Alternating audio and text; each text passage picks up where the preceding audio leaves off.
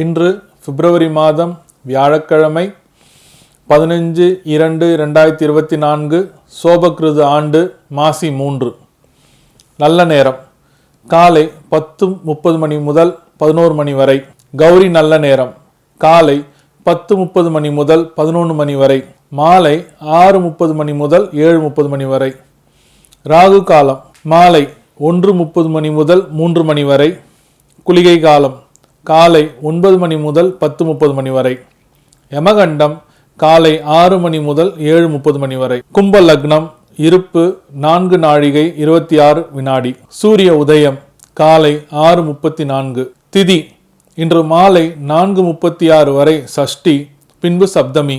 நட்சத்திரம் இன்று மாலை 3:30 வரை அஸ்வினி, பின்பு பரணி. நாமயோகம் இன்று அதிகாலை 1:21 வரை சுபம், பின்பு இரவு 10:40 வரை சுப்ரம், பின்பு பிராமியம். கரணம் இன்று அதிகாலை 5:32 வரை கௌலவம், பின்பு மாலை 4:36 வரை தைத்துலம், பின்பு கரசை. சந்திராஷ்டமம் பூரம் உத்திரம். இன்றைய கோச்சார கிரக நிலைகள். கும்ப லக்னம் கும்பத்தில் சனி பகவான், சூரிய பகவான், புதன் பகவான். மீனத்தில் ராகு பகவான். மேஷத்தில் குரு பகவான், சந்திர பகவான்.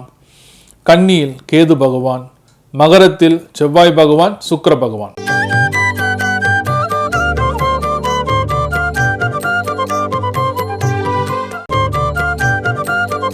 அன்பார்ந்த மகர ராசிக்காரர்களே, இன்றைய நாள் உங்களுக்கு பொறுமை உள்ள நாளாக அமைய போதுங்க. பொறுமைன்னு எப்படி தெரியுங்களா?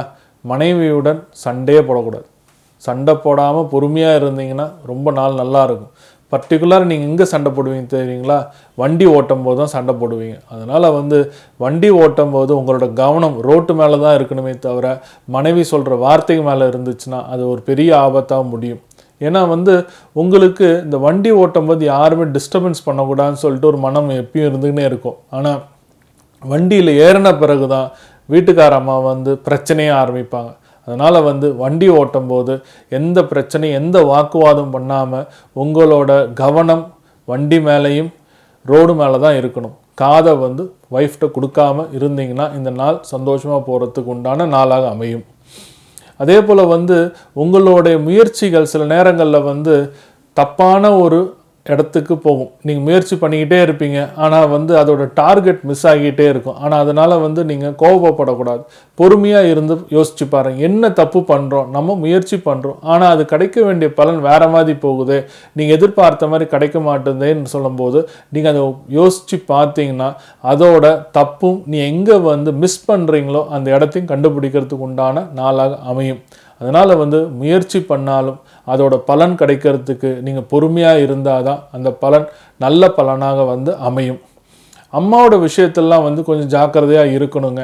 ஏன்னா அவங்களுக்கு அடிக்கடி உடம்பு சரியில்லாமல் போகும். அதே போல் அவங்க கூட எந்த வாக்குவாதம் பண்ணாதீங்க. ஏதாச்சும் ஒரு விஷயத்தை உங்களுக்கு எடுத்து சொன்னாங்கன்னா அது என்ன விஷயம்னு சொல்லிட்டு காது கொடுத்து மட்டும் கேட்டால் போதும், அதுக்கு பதில் கொடுக்கணும்னு அவசியமே கிடையாது.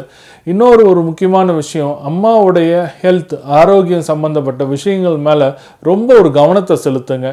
அந்த கவனத்தை கொஞ்சம் சிதற விட்டிங்கன்னா கூட அதோட பலன் விபரீதமாக போகிறதுக்கு உண்டான வாய்ப்புகள் உண்டு.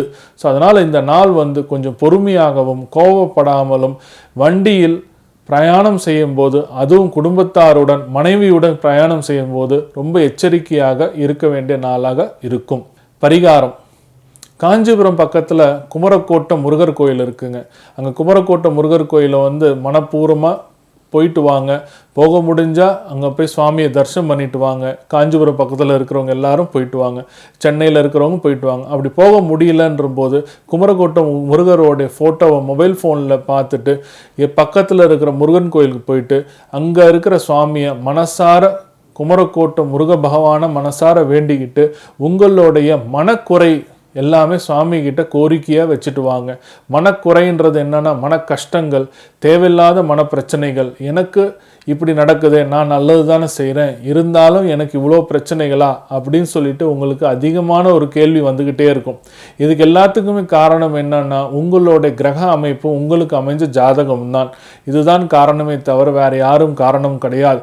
இதெல்லாமே தாண்டி வந்தாதான் ஒரு மனிதனோட வாழ்க்கையை பூர்த்தியாகும். அது போல இந்த நாள் கொஞ்சம் எச்சரிக்கையாகவும் பொறுமையாகவும் கையாளுனீங்கன்னா இந்த நாள் ஒரு இனிய நாளாக அமையறதுக்கு அந்த குமரக்கோட்டை குரு பகவான் உங்களை பரிபூர்ணமாக அருள் புரிவார்.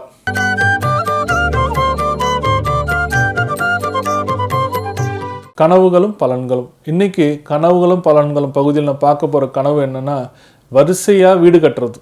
வரிசைன்னா எப்படின்னா இண்டிவிஜுவல் விழாவா ஒவ்வொரு தனித்தனி வீடாக கட்டுறது. இது நீங்கள் ஃப்ளாட்ஸ் கட்டுற மாதிரிலாம் கனவு கிடையாதுங்க. தனித்தனி வீடு கட்டுற மாதிரி கனவு வந்ததுன்னா உங்களுக்கு ஒரு நல்ல இல்லற வாழ்க்கையும் இல்லறமும் அமையறதுக்கு உண்டான பலன். இல்லறம்னா வீடு, வாழ்க்கை, அதான் நல்ல மனைவி, இந்த மாதிரி அமையறதுக்கு உண்டான பலன் தான் இந்த வரிசையாக வீடு கட்டுற மாதிரி கனவு. இந்த வரிசையாக வீடு கட்டுறதுனால என்ன ஒரு விசேஷம்னா உங்களுக்கு அடுத்தடுத்த வாழ்க்கையில், அதுவும் வீடுன்னு சொல்லும்போது வீடுன்னா என்ன, ஒரு குடும்பம் இருக்கிறது. குடும்பம்னா என்ன, யார், ஹஸ்பண்ட் அண்ட் ஒய்ஃப், குழந்தைங்க, பெரியவங்க, இதுதான் அந்த வீடு. அப்படிப்பட்ட ஒரு கனவு வர்றதுனால இந்த மாதிரி ஒரு அமைப்பான ஒரு வீடு உங்களுக்கு அமையும். அதனால் இந்த கனவு உங்களுடைய வாழ்க்கைக்கு ஒரு நல்ல ஒரு அஸ்திவாரமாக, குடும்ப அஸ்திவாரமாக அமைய வேண்டிய கனவாக அமையும்.